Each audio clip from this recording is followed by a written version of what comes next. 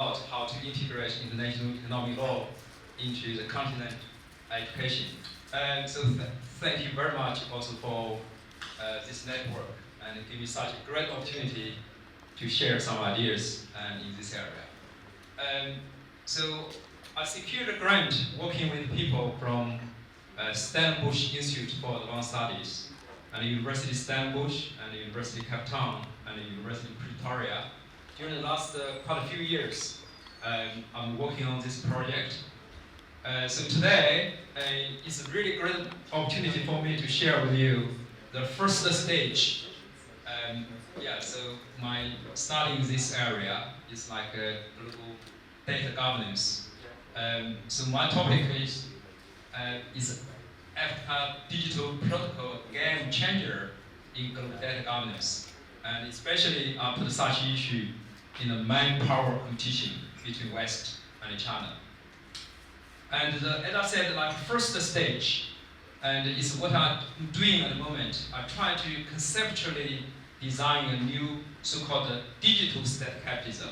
I believe everybody here you know well about capitalism. Then we got another word is state capitalism. And if I just say in the digital era, we say digital state capitalism. So on these conceptual approaches, I try to share with you China and the West digital battle and in this continent. But how about Africa's digital destiny? So this is my, during the last few months work, so this is the first stage. Very quickly, so first of all, I will ask the question, some takeaways. As you can see, I focus on three principal areas. And before that, I said, why do we intervene in this area? How about the theoretical, conceptual contribution to fill the gap in this regard? How about the methodologies we're trying to use? What's the general trend? And how about the future research? So about the hypothesis, I said it's a rising great power, always characterized by digital state capitalism. So this is quite a new and innovative area. And as I mentioned, like capitalism, state capitalism in the digital era. So I will compare briefly about the Washington consensus and the Beijing model and the Brussels effect. So globally, there are such three main models. But people try to interpret African agency. This is where we are. So China and the United States, I said the battle for digital supremacy in Africa. So now we can see it's globalization 2.0 version.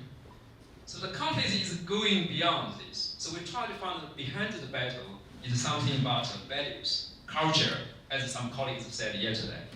So West China locked in the clash of values. This is a very deep reason. So why we got the problem. It's not something hot war, but it's a cold war. So we can see national security, ideological prejudices, or something else. So as I said, also discussed with people yesterday. So when we deal with some legal issues, so whether we can borrow some disciplines from like so-called inter-trans multidisciplinary studies in this regard. So I just dig it further and saying, how about the decoupling issue? How about like a so-called TID issue, technology, information, and data? So how about the theories of economic espionage? How about geopolitical competition? And how about protectionism? So the two theories could be interesting. The first one is Thucydides and Thucydides trap. Another theory is Tacitus trap. I don't think we have a lot of time to explain such theories, but it really matters in our study. So I ask another question, is a two-way street or fundamental ideological differences between West and China? And who will make the global data governance rules in TID area? As the professor yesterday said, who could do certain standard setting up? Who could be the front runners? So you call it digital era, like data, cross-border, and such kind of issues. So I believe some of you maybe mentioned that we can say the fourth industrial revolution is the data era. Here we are, so-called internet capitalism. And there's some gaps in global data governance in the digital era. So I just summarize the three areas. And first one, I think, is basic fundamental values about human rights protection. The second one, like data cross-border. The third one is how about security, cyber or national security interests in such like a digital trade. So we can see digital capability is poised to revolutionize business process. So when we talk about digital trade, so behind that, there are such kind of issues. So these are the three key areas my project, and it will take until February 2026. So the missing link in the artificial intelligence, we can say enable the transformation. So if I just quote, data governance represents the missing fifth pillar of the global economic order. We can see the data, people says new oil. So we can, like there are quite a specific project. As I said, I just focused on three key areas. And for instance, this one is interesting, is algorithms. So how about the data protectionism, data security, data sovereignty, and data justice. So this is very, very interesting. The gentleman, I think he was, I think is the former Google's executive. So he said that we would give up our private data freely in exchange for access. So this to some extent, like in digital era, digital trade, and data like governance. So we can see another one said, is our society turning to the big brother? So which means where's our privacy? So during the digital cross-border issues. So we can see it's going more than like one platform. So another one is something deep. I don't know why, what's wrong with the PPT. One page to go to another. So in the COVID time, so we can see this is China's practice. If we say like green color, it means like people can go freely. And if you say yellow, like just stay and wait and see. But red color, so definitely just stay. So there's a green thread and there's data precedence and sunset clause. What does it mean? It means, for instance, if you like hand over your data, so there's a theory of data precedence. Another theory is sunset clause. So especially the sunset clause, what does it mean? For instance, if people want to use the data for certain strategic purposes, so when the mission is over, so whether your data could be saved and protected properly. So this is a question. I don't know why. Anyway. The 10 most surveillanced cities in the world, I think that's not surprising. Around 8 from China. So another 2, one is from Atlanta, another one is from London. So Western countries, there's I think it's London and Atlanta in the United States. Another 8, all from China. So this is the most surveilled cities in the world. And AI surveillance technology origin, and this gives us like a map. We can see the blue color is from the United States, and the red color from China. And China and the United States, we can say the both powers. So China is always leading a global surge in surveillance technology. So we can see the United States, this is the blue color, and China is like just the surge rush to the top. And the global spread of Chinese facial recognition technologies, I think everyone is aware of such issues, like camera everywhere. So this is like a global spread of Chinese facial, we can say automated facial recognition issues. So beyond the facial value, I just try to do a survey how about the public attitude toward the facial recognition technology. For instance, if the public sectors, that's no problem. For instance, the police, airport, so people from all over the world. So when we go through the airport, nobody worried, yes, my facial image so has been taken by airport.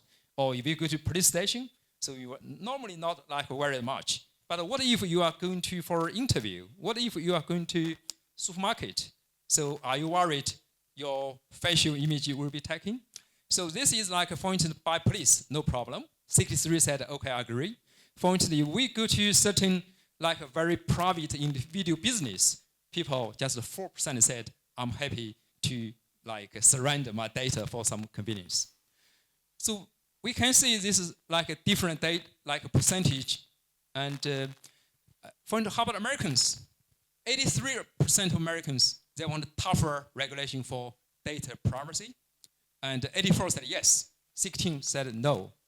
So that's why I asked the question, do you think we need a tougher regulation and penalties for breach of data privacy? And 83 said yes, 17 said no. Don't know. Tencent, like WeChat, is like WhatsApp, everybody use. Smile to pay, so that's a very advanced technology we use every day. So I did another survey in China. So people, for instance, I believe some people have been to China. You said, how about privacy? You can imagine. And so my survey, we got like dozens thousand people from different cities. Afterwards, around 83 people said, I'm happy with the strength like data. So I think convenience, very good. And safety, previously my bicycle could get stolen, but now it's quite safer, whatever. So Washington consensus and another orthodox. So this is, if we say like,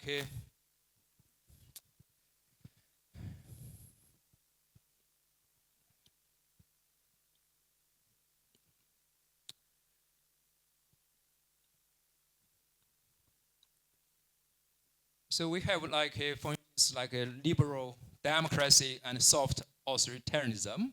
So this is like two theories. So it all comes down to questions. So whether China could be a responsible power in the world in this regard. So as I said from very beginning, conceptually, I designed such a project, so-called digital state capitalism. We can say like a digital state capitalism, there's a spillover effect. So for instance, how about China's impact? So when they invest like digital infrastructure, digital trade in this regard. So I'm sorry today, like, so I don't know why the machine, so they just like make some part, they just go through here, go to another, so it's not like, I don't know what's wrong with the machine. So now I just ask another question, will privacy continue to take a backseat to digital state capitalism? So it depends. As I said, there are two values. One is democratic and liberalism. So another is the so-called digital authoritarianism. So the first one all refers to a waiting system and premise on controlling virtually every facet of our life. So the personal data laws in China, and this, like everybody knows here about EU GDPR, has a very strong influence over the world. If we compare GDPR, EU, and China's like personal data protection, so of course, there are some divergences and convergences. I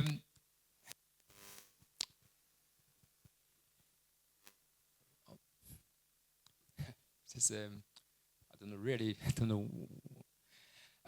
So let's go quickly about China's digital Silk Road. So we can see like the China is around here,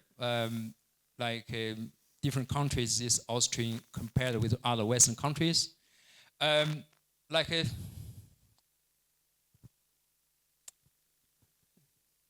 So all the PPTs just yeah. I really don't know. Cross-border data flows. So this is another second pillar of my research. Data privacy, cross-border data flow. So when we say that cross-border data flows, normally speaking, there are two approaches. So one is like a free flow cross borders. So another one is data localization. So as you can see, like one is data localization, another like a free flow of data cross borders. So in regulating this area, I believe many countries have got their laws. So this is like a Chinese laws, especially when I tick.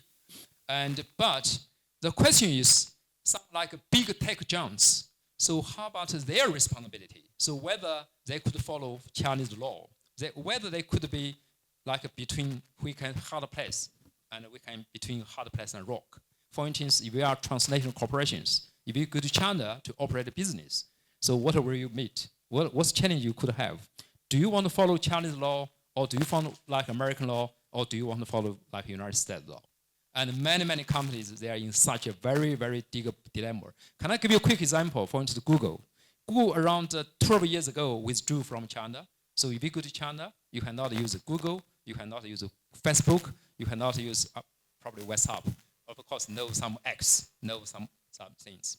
So that's why also I did some survey. For instance, can multinational corporations resist the complicity in digital repression? So Facebook and Twitter and Google. So that's the reason, biggest reason why Google so withdrew from China.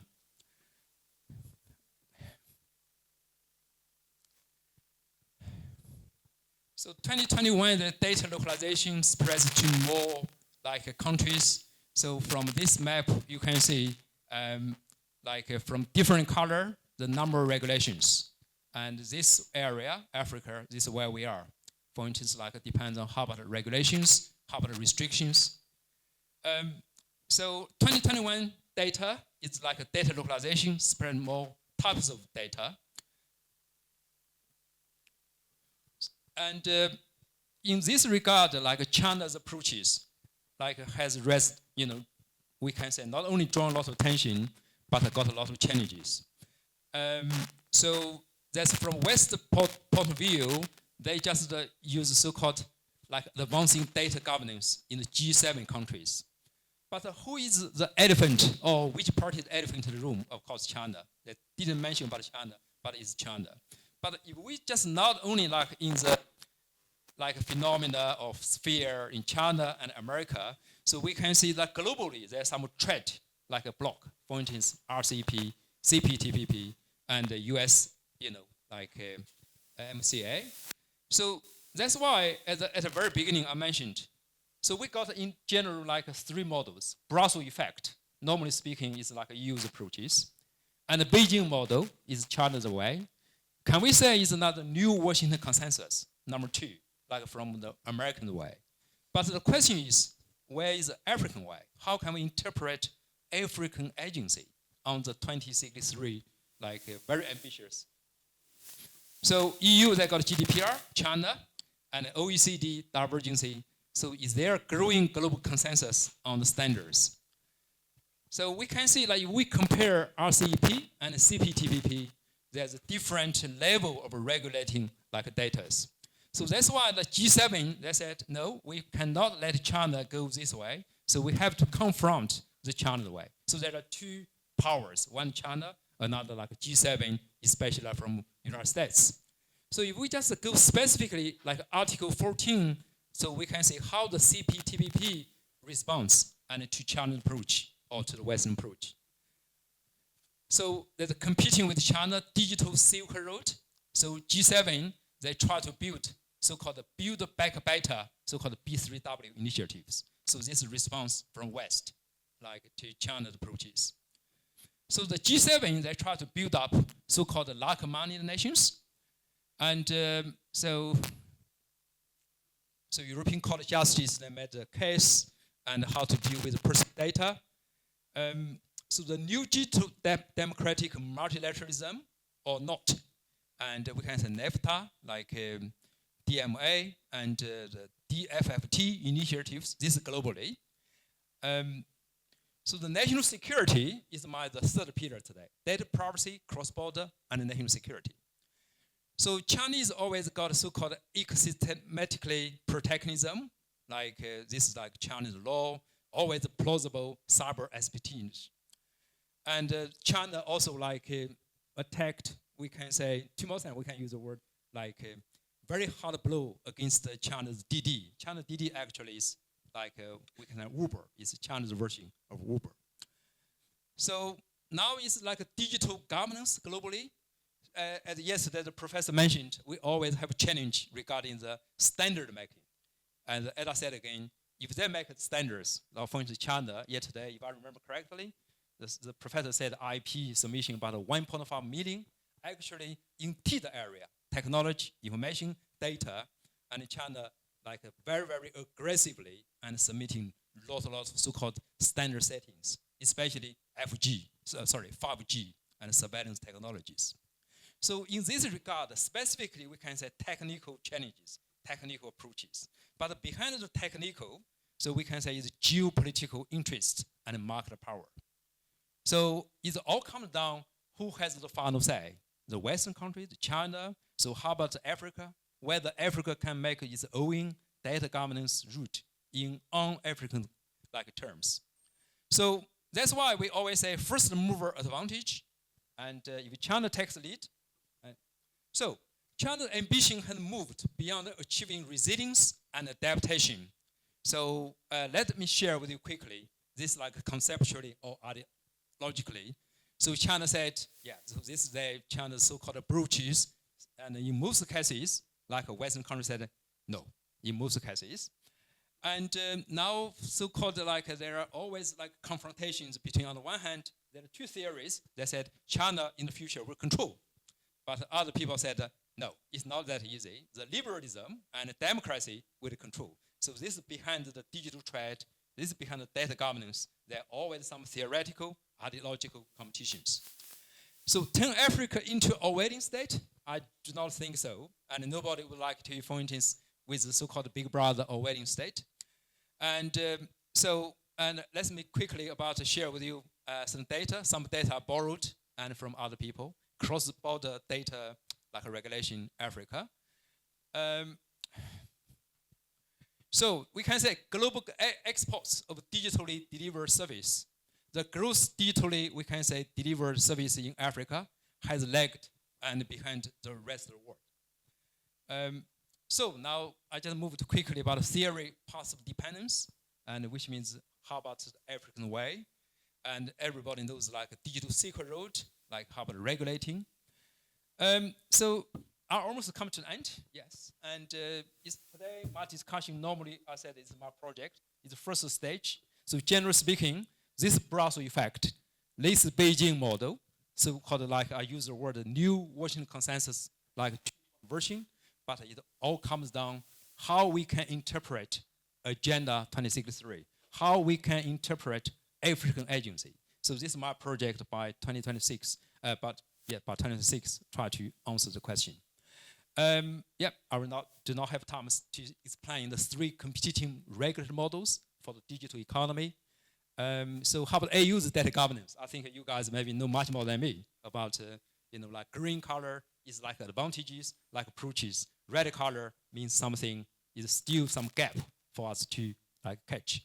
Okay, digital transformation strategies. This is another theory, golden strategic, yes. So African digital economy, I got some certain data, but people ask a lot of questions, like how about digital sovereignty? How about like data localization in this continent? So this is not an issue. How about Africa approach to digital sovereignty? Is China expanding its digital sovereignty in Africa because China hugely invests in digital infrastructure? African signatories to China's like so-called Belt and Road Initiative, and so this Beijing and Shanghai almost finished. China's digital service trade are the most restrictive. Yeah, so you can see here, China most restrictive. This. So this is like two different powers. One, I believe everybody uses every day. This is Western to more extent. So this is China's response, like two from. So US and China, I just very quickly I said digital, like a divergent data governance across CPTPP members. So UK just joined CPTPP. Sorry, this one is very important. Cross-border data flow regulation in Africa. How about the percentage? How can we harness digitalization for a better future in Africa? So US, EU, and the Beijing model, they take very divergent approaches. So my argument saying it's not a zero-sum game. Why? Because Western and China in African continent is not only like, for instance, profit, but some other common causes. For instance, climate, environment, safety, peace. Conclusion. So it's advanced global consensus on data governance. So we try to strike a balance and promote, on the one hand, open internet and safeguard the privacy and national security should be a top priority for African policymakers. Number two, some strategic thinking in the we can say digital Silk Road programs, and whether we can get a healthy cyber ecosystem with credible legal norms. So my argument against that data war is just starting. We are witnessing the debate. So we need more theoretical informed and empirical evidence for further research in such a cutting edge area. I share with you like a last picture. Sorry, yes. Cross-border data, and I'm sorry about this, the PPT, I don't know why it's up down here. I hope the next speaker could anybody can help. Yes. Thank you so much. I think maybe.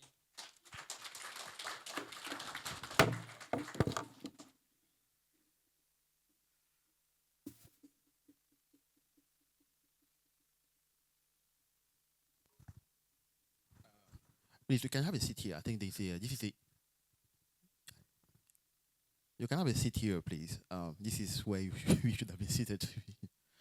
So, thank you for your presentation. Well, it seems like I don't know whether you use either PDF or PPT, but it seems like it was jumping from slide to another. We just heard from an interesting presentation from our presenter about data governance, and we would like to, we thank you for your engagement with data policies and trade agreements. So, before I give the floor the possibility to ask you questions, I would like first for you to expand on what you mean by digital Silk Road and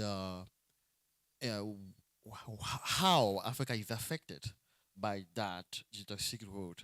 And I'm saying this because also China has been engaged in Africa, in not only investing, but also in concluding trade agreements with African countries. And to what extent does that threaten the protocol or Africa's own adventure, or at least initiative to liberalize digital trade? Thank you for this question. As everybody knows, in China, we kind of one belt and one road. So now in the digital era, so we got a new concept, so-called like a digital Silk Road. And from my understanding, for instance, if conventionally, traditionally, and African continents took years to catch up, for instance, Western Europe or like United States or some other main powers. But in digital era, so we could like unconventionally, innovatively catch up within reasonably limited time. And as we said, like a digital Silk Road, quite a lot of just PowerPoints, they cannot appear anyway. I try to explain this way. For instance, through such digital infrastructure, some like we can say cables on the sea, this like matters in the future. Why? Because if you can control so-called like a digital infrastructure, including some like telecommunication cable on the sea, this on the one hand. On the other hand, as everybody knows, China invests probably hugely. They got lots of controversial issues. And regarding digital trade, digital protocol under the, you may say FC, yes, so in this regard, I trust, so my hypothetical issue is whether it could be a game changer. So I think from my understanding, it could speed up the transformation of economy. We can use can transform digital economy in Africa. I think it means a lot, it matters a lot. So, but my research focuses on behind this like a digital trade, cross-border, so how about other issues? So I'll give you another, probably not a metaphor, not an example, like China during the last 30 years. So economic development, everybody can see. But China, nobody like look at the very dark side of area. How about for human rights issue? So how about environmental protection issue? How about the climate issue? How about the privacy issue? How about some other, like fundamental value issues? So China suffered too more time. That's why my project approach in response to the question is, so of course, Africa just try to catch up with some other powers. But in such a transitional period, so some core values, very, very important issues, we have to, for instance, 5 years or 10 years ahead, we try to consider how we can protect the data privacy, how can we provide, protect some like very good values, for instance, human rights. And so I think this general is on the one hand, we try to facilitate digital trade, digital economy, but on the other hand, we have to take care of the China lessons. So when they develop the economy, so they suffer. Now, for the environment, China says, okay, let's make up for this. But during the last 30 years, China suffered hugely. In newspaper propaganda, everybody just, as I said, my like PPT, it seems like great. But behind the great things, how about the dark side? So my project just cut short. I try to, for instance, maybe very informed, like certain policymakers, and to avoid China's, previous, like how about their suffering, how about their bad appearance, or like dark side of the issues. Thanks very much. Follow-up question. Sorry. Right now, you mentioned that we are living in the era of new Washington consensus, of course, and that also includes the export of certain values and also export of certain models. And right now, there's tendency for the United States to also conclude trade agreements where they actually insist on having this type of digital protocol in the agreement. So I was just wondering whether you have seen, whether you saw in the AfCFTA protocol some safeguards that can prevent uh, or that can protect Africa's digital economy in one way or the other. Also, like very quickly, and this project is about 3 years until 2026. At this stage, so I just like some mapping for the three models, as you just said, new Washington consensus. As we can see, even like a new Washington consensus in this regard, and a Brussels effect, they still got divergences. It means the Brussels and do not necessarily agree with the American way, and vice versa regarding cross-border data flow, cross-border data like a flow and privacy issues, especially privacy issues. For instance, in the United States, there's no federal level kind of laws, no federal level to protect, for instance, the privacy issues. So China's way, it all comes down to whether you would like the following so-called authoritarian way or like a democratic way is conceptually, although there's something controversial. And in the my second stage, as you asked this question, so I try to address, for instance, like how as I said, like 2063. So when I dig further, it seemed to me SDG 2030, even African 2063, I think is earlier than SDG 2030. I think it's from 2013 until 2063. It's about 50 years transition. And so in this regard, I think the second stage, I'll try to do probably more about your specific question. So how the new strategic, like 2063, and also like regarding FCFTA, or how to pronounce it? Okay. So how is the digital protocol will specifically speedize, expedite Africa's digital economic transition. So I think we got quite a few members, and some members they just focus on economic development. Some people just big data process. And so my area, a couple of like a package is try to do how about from social, legal, so-called like SG, ESG, we said SG, social and government framework to regulate, to well inform the digital transformation. I think probably maybe next stage I can answer your second question, maybe more specifically, more properly. Thank you. Okay, thanks. I would like to invite the floor if you have any questions to the presenters. The floor now.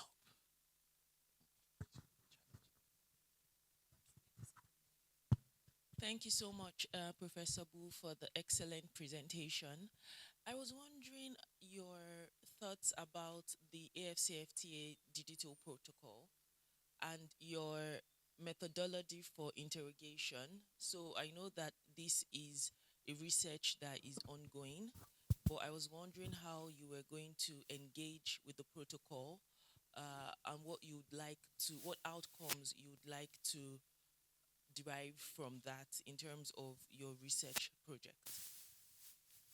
So what are your thoughts on the protocol for now?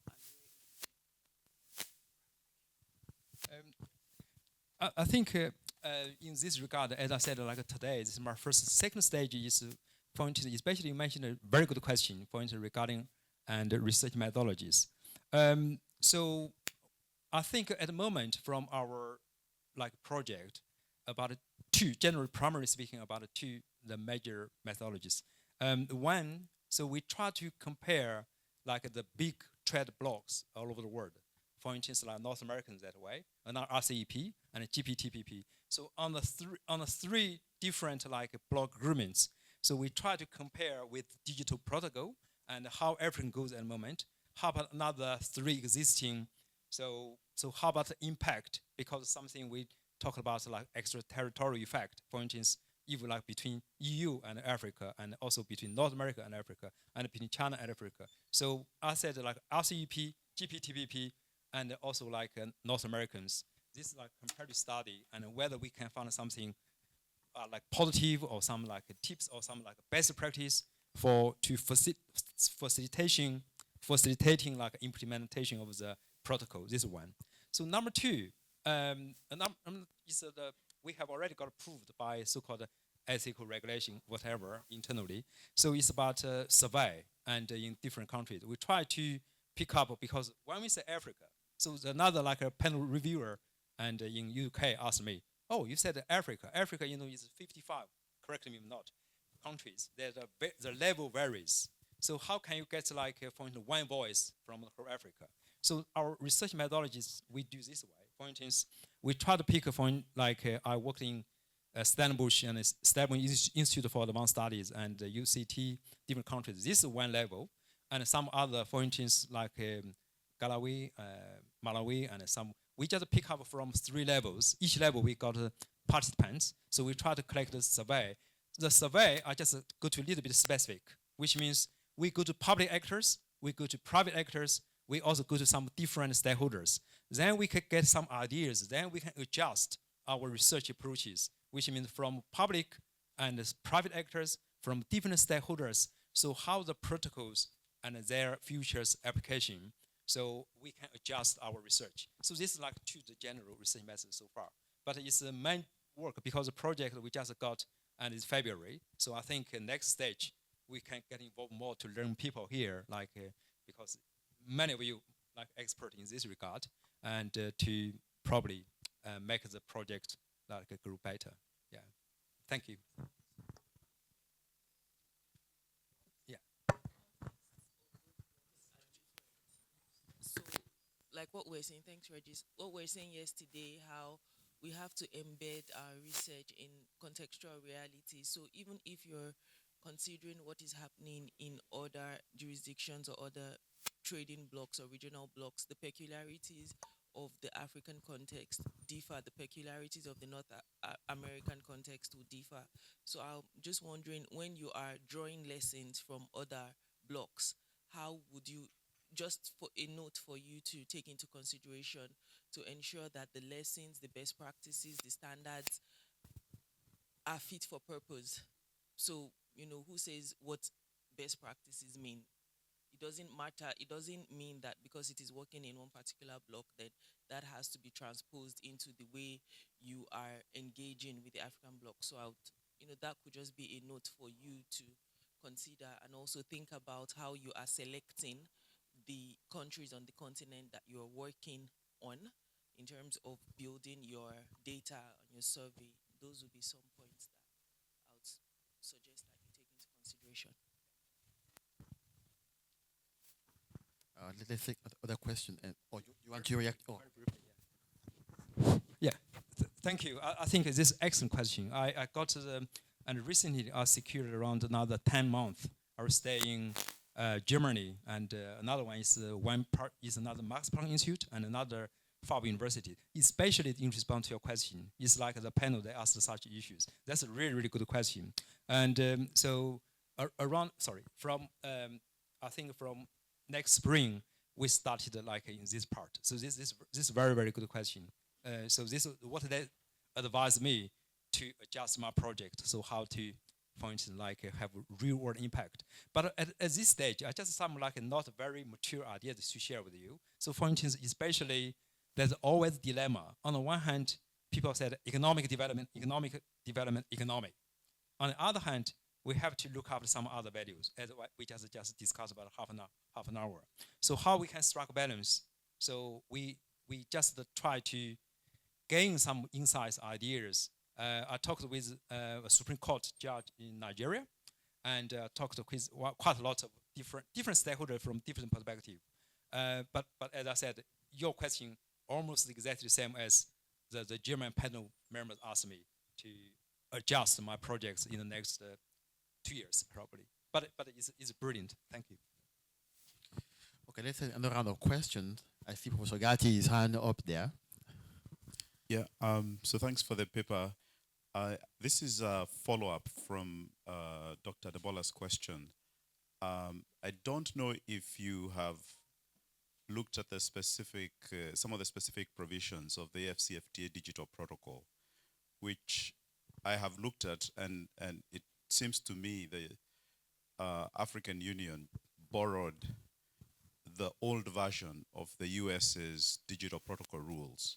So, for example, very broad rights of data transfer, which the US has itself rejected in the US Singapore.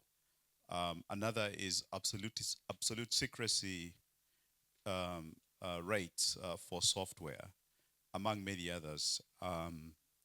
And so that's the real context. And in fact, the protocol was leaked in bilaterals.org because it was negotiated in secret.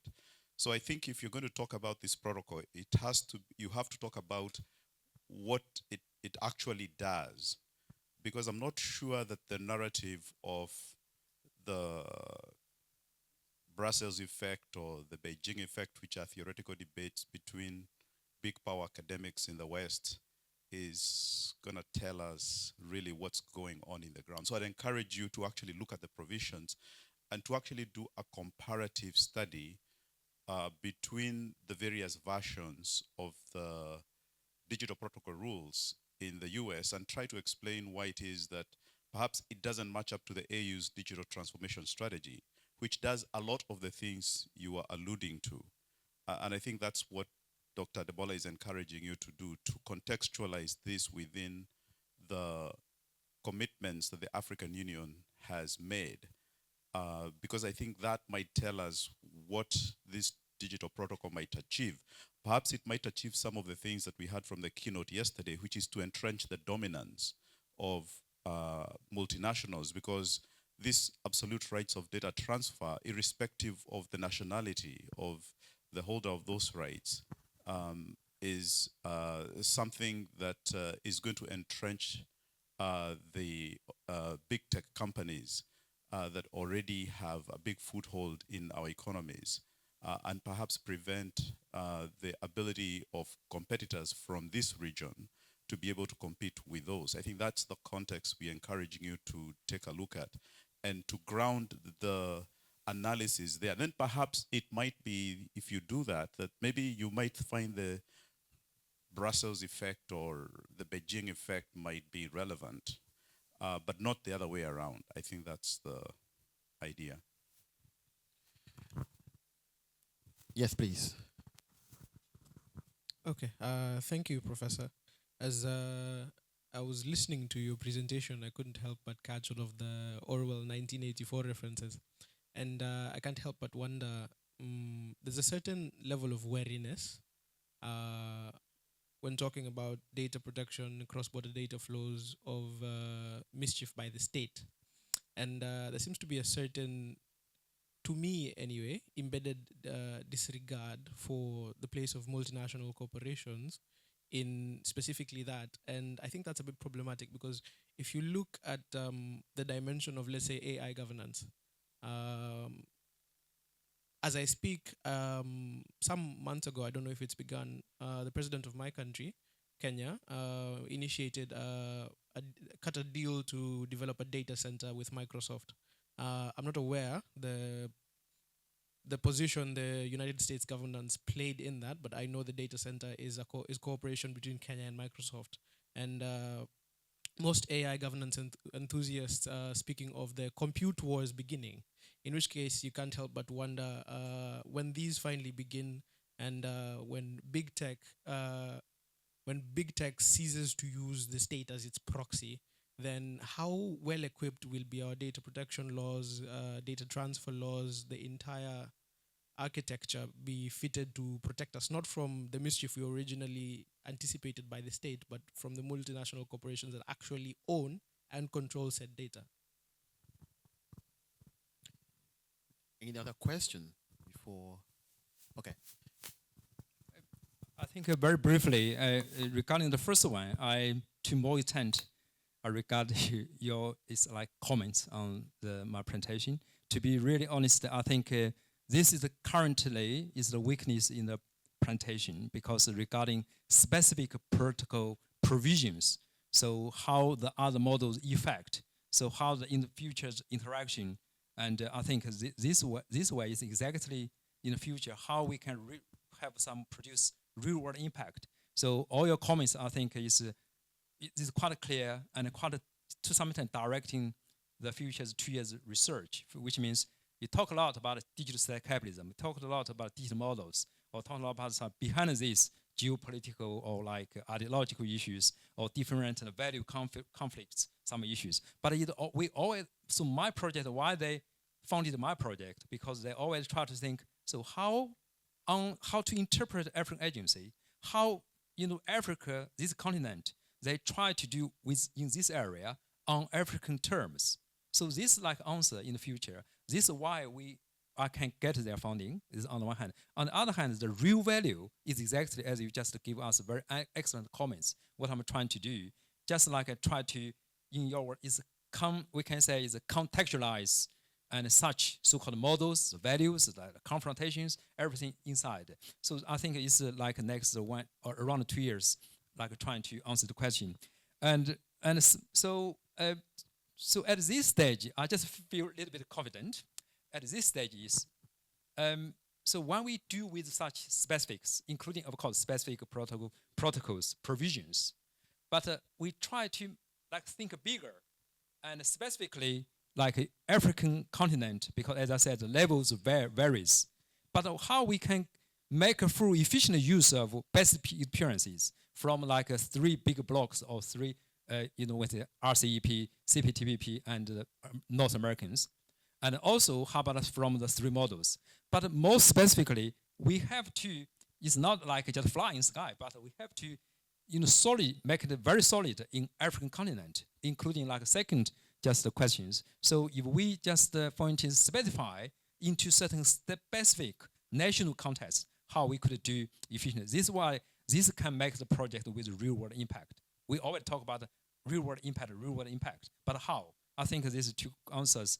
So that's the very, very major reason why I think this platform, this conference, so I can get a lot of ideas. So in the next 1 or 2 years, probably I, just probably listen to you guys more and maybe improve my project further. But thank you so much for your question. Other questions? Okay. So, as you've heard, I think many the reactions was like you should really focus on the AfCFTA protocol itself to see to what extent those questions you're actually raising are either addressed or the lack thereof. Also like you to maybe tell us a little bit about data localization that you mentioned. What does that actually mean when you speak about data localization and the importance in digital trade? Yeah. I think this one is, for instance, when we say data localization, and as everybody knows, probably before that, it's a very quick question. And anybody just give me a quick shout, why United States, they strongly advocate data flow cross-border, they should be free. Why? So anybody can say quickly. So why United States, they strongly advocate, they strongly encourage data flow like freely across border? I think it's the starting point from my answer question.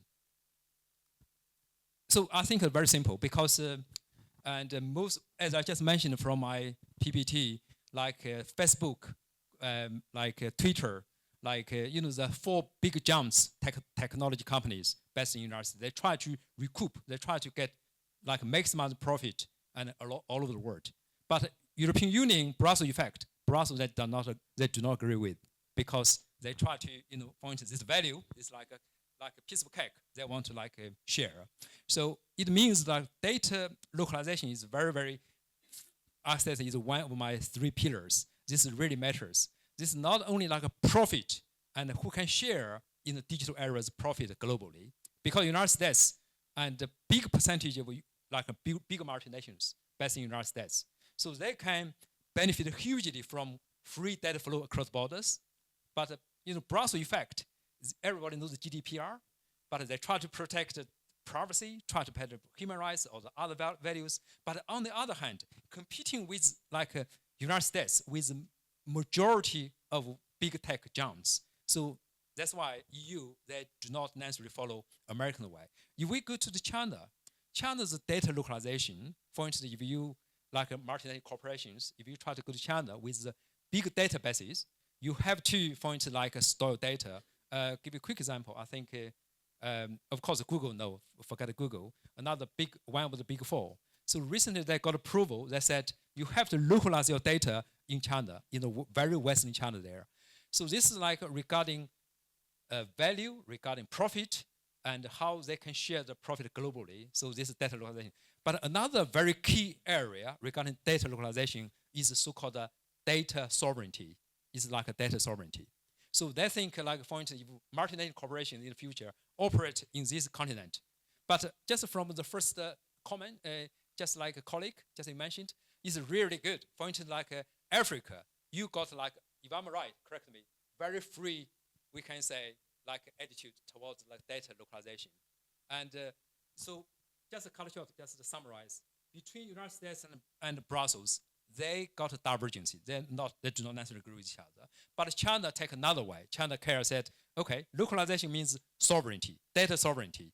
So if you come to our country, you have to state, save your data in China, something like that. So it's from just cut short, is 2 key areas. One is profit, another one is sovereignty issues. The third one is security, data security, national security interests. So just 3: profit, and security, and sovereignty. So these 3 keywords can answer your question. Okay. And would you suggest? I mean, not that there should be somebody should copy from another model, but I'm just wondering, what's your view on that for Africa? I mean, do you think Africa should lean towards a specific model or not? What would you advocate at this stage? And with that, we will. When I give talk in UCT, and suddenly people ask the exact same question. So I think at the moment, temporarily, just tentatively, I can say, and regarding model, very quickly, I said is Africa should not take a side with pointed, I take Washington model, Brussels model, and also Beijing model. In practice, and inevitably, I think they got a lot of issues in the future. It's not complex. It's not simple. But in practice, so African should work out its own terms. So on African terms, to have its own African voice, and in another word, to answer your question, is leverage. So Africa should leverage its resource, its unique resource, and its future resource, and in this a global digital, we can say, competition, and a global digital economic, we can transition. Especially the digital transformation in Africa is going on now. So Africa should not take side. Africa should work out its own terms and to regulate the digital data governance and to regulate the digital economy. I think this is a very, very important question. Thank you very much, Professor Bu. And let's, with this, we conclude our presentation of the first panel, and let's give the presenters a round of applause. And